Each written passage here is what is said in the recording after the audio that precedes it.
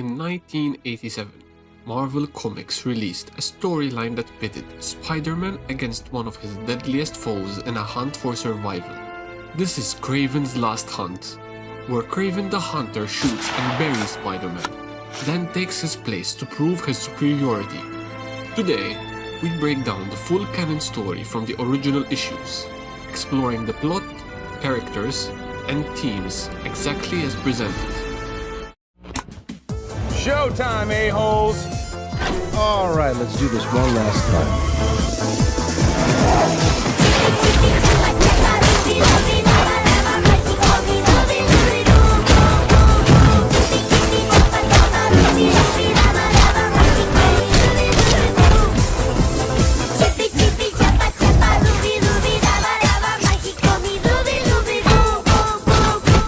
Kraven's Last Hunt was published from October to November 1987 across 6 issues.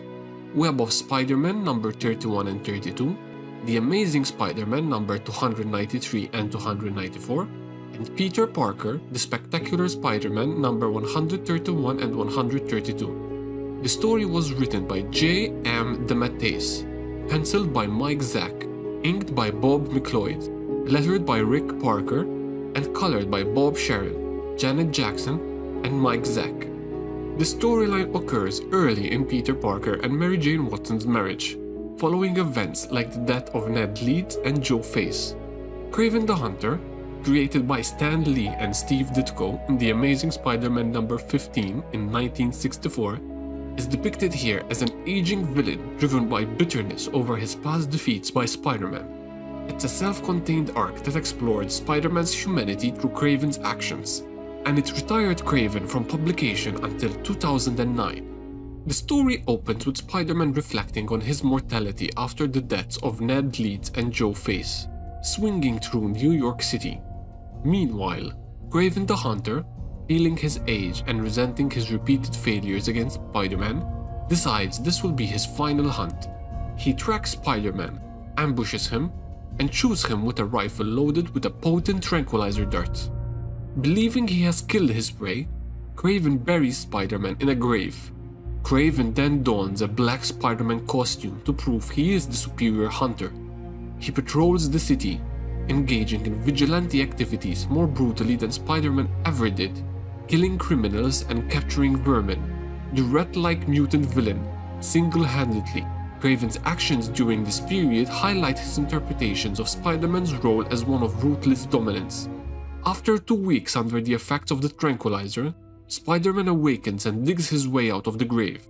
He returns home to reunite with his wife, Mary Jane Watson, who had been mourning his absence. Though not yet fully recovered and still weakened, Spider-Man insists on confronting Kraven to end the threat. Spider-Man storms Kraven's lair and attacks him.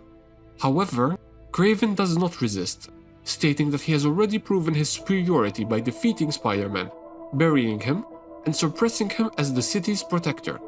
To demonstrate this further, Kraven releases Vermin from captivity and instructs him to battle the weakened Spider-Man. In his current state, Spider-Man struggles against Vermin, who overpowers him initially. Kraven intervenes only to allow Vermin to escape, declaring his hunting career complete.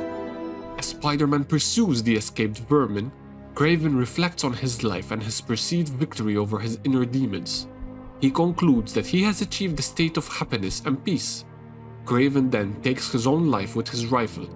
Before his death, he leaves a confession and photographic evidence of his actions, which clears Spider-Man of the crimes committed while Kraven impersonated him. Spider-Man tracks Vermin through the sewers and lures him above ground. The sensory overload from the city environment renders Vermin helpless.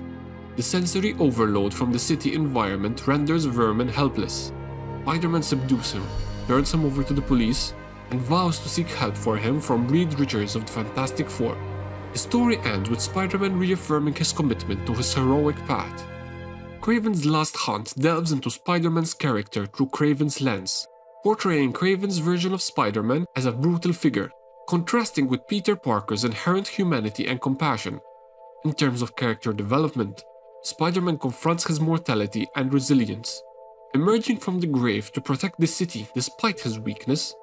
Kraven evolves from a bitter hunter to one who believes he has conquered his obsessions, leading to taking of his own life. Vermin serves as a symbol of untamed savagery, captured and released to test superiority. Mary Jane Watson provides emotional grounding, highlighting the personal toll of heroism. A sequel, Soul of the Hunter, features Spider-Man confronting Kraven's ghost to free his soul. Kraven's daughter, Anna Tatiana Kravenov, debuts later in The Amazing Spider-Man number 565 in 2008. Kraven's Last Hunt stands as a pivotal arc in Spider-Man's history, showcasing the contrast between raw power and humane heroism as depicted in the original issues. It highlights Peter Parker's enduring spirit against Kraven's tragic downfall. Kraven's Last Hunt delivers a complete canon tale of pursuit, burial, and resolution across 6 issues. From Kraven's ambush to Spider-Man's triumph, captures the essence of Marvel's web-slinger. What's your take on this arc? Drop it in the comments. Like if this breakdown helped and subscribe for more.